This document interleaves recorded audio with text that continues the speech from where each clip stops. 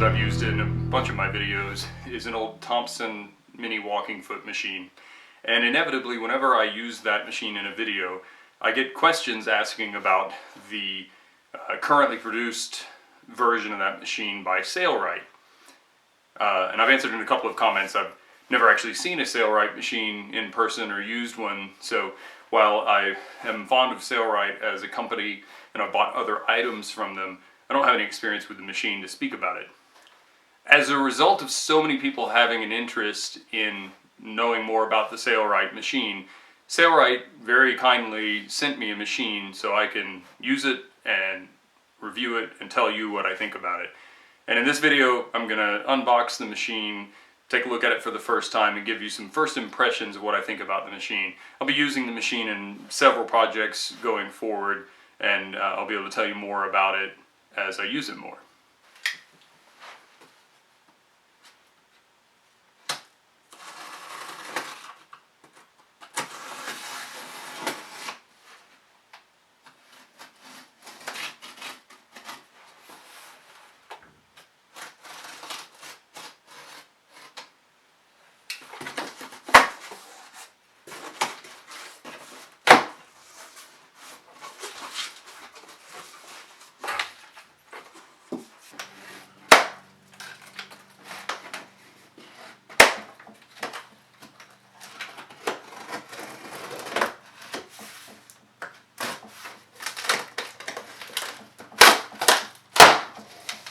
So right off the bat, they've provided a couple of samples of stitches made with this machine.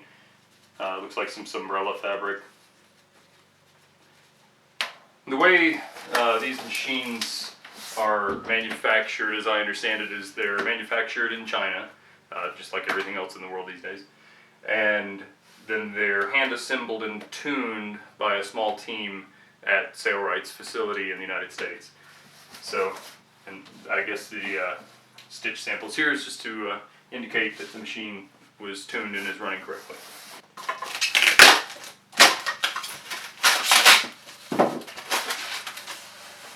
Looks like it comes with a thread stand. Can't have too many of those.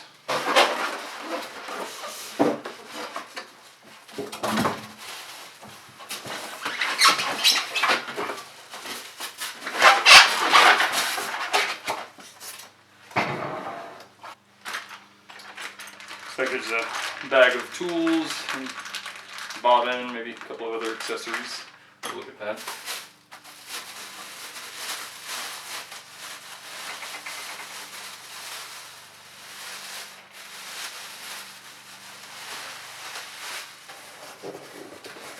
And this box contains the base for the machine to sit in.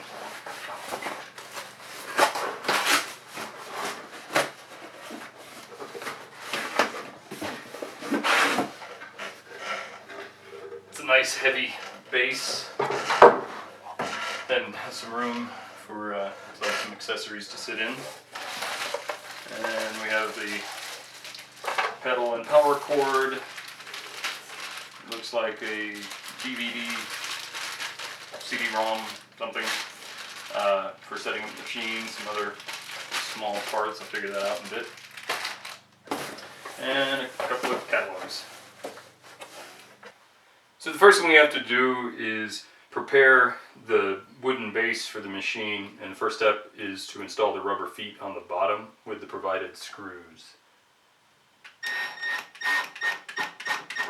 And it's very simple. There's already pre-drilled holes, so just put the screws in the holes.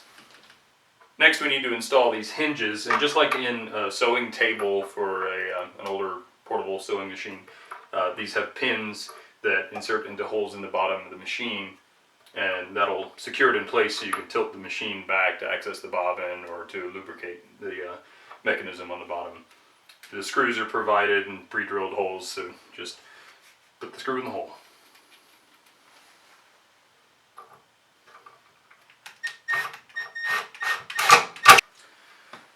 And finally, there's another pre-drilled hole over here that gets this screw and a countersunk washer, and this is to protect the base from the machine when you tip the machine back.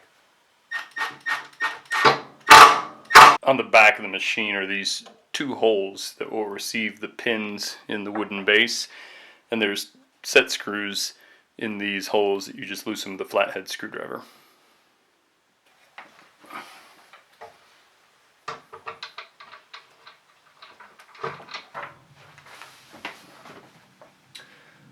Once the machine is installed on the hinges, then you can tighten those set screws to secure it in place.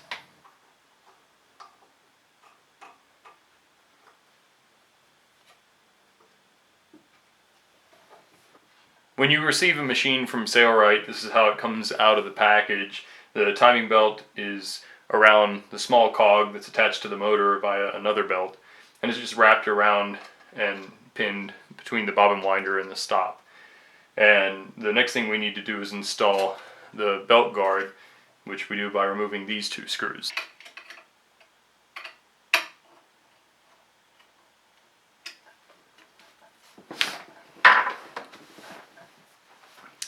Now to install the balance wheel, we can free the belt from the bobbin winder by sliding the bobbin winder over, so that comes free. And then we need to remove this nut on the Posi Pin system. This system uses a pin that gets inserted into a hole and provides a more positive interface between the balance wheel and the machine. And you can remove the pin so that you can wind bobbins without the sewing mechanism operating. To loosen this nut, you turn it clockwise. It's reverse threaded.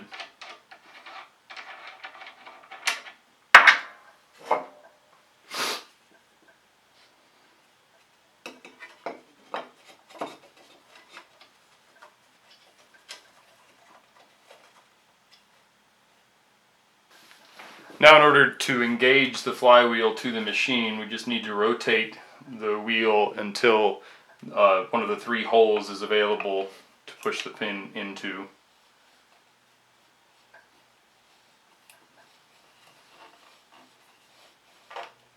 There we go. Now if I turn the wheel, the sewing mechanism should move.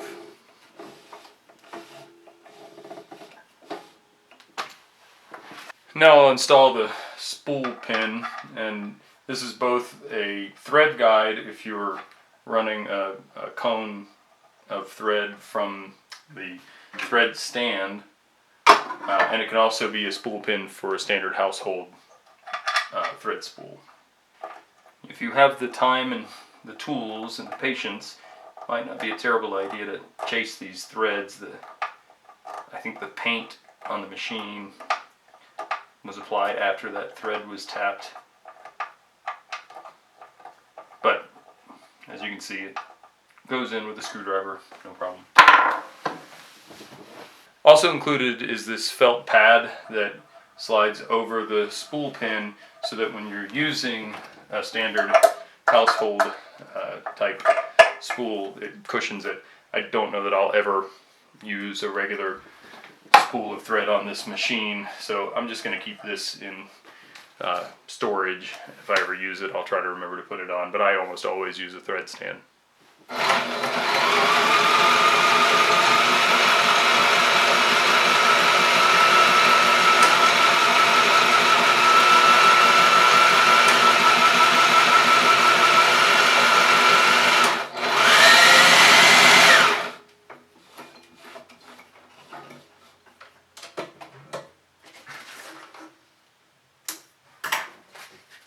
So first impressions. Sews great right out of the box, no complaints.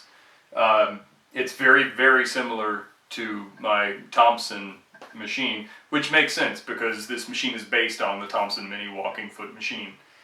There are some definite upgrades. First and foremost, the spring-loaded reverse lever is huge compared to the Thompson.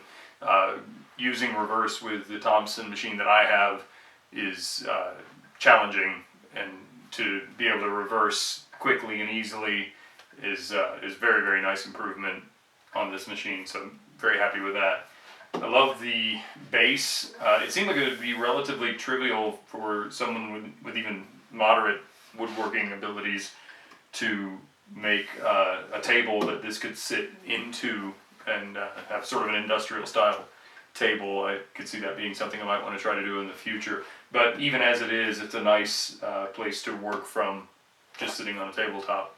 This machine is the most basic in the Sailrite portable walking foot lineup. There are a couple different packages available and 2 different models, the other model being the same machine but with the capability of zigzag stitching. So who would want a machine like this? The Sailrite machines have long been marketed and in fact were designed for the do-it-yourself marine customers, people making sails and bimini tops and things for boats out of canvas. But I don't do that. I make backpacks and duffel bags and all kinds of stuff. And often I find that the machines that I've used, even my industrial machine, while they have the power to penetrate heavier materials, they don't feed it very well. And they struggle sometimes at thicker seams. The advantage with this machine is that it's a walking foot machine, and that will enable it to feed heavier or more difficult to feed materials that my other machines may not be able to handle. Most walking foot sewing machines, true walking foot sewing machines, are large industrial machines, and they typically cost over $1,000 and into the thousands of dollars if you buy brand new. So this machine represents a unique place in the sewing machine market in that it's a brand new machine that you can buy. You can order it today and have it delivered to you within a few days. You can call Sailrite and talk to somebody here in the United States and get technical support if you have an issue with your machine. And it's a portable machine, so if you are moving or traveling or live in an RV or whatever, it's a small enough size that you can get the heavy-duty capabilities of a larger machine without having the large machine taking up space.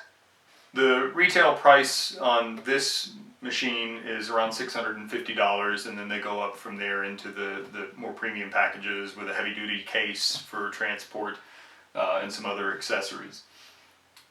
In my mind, that represents a really good value.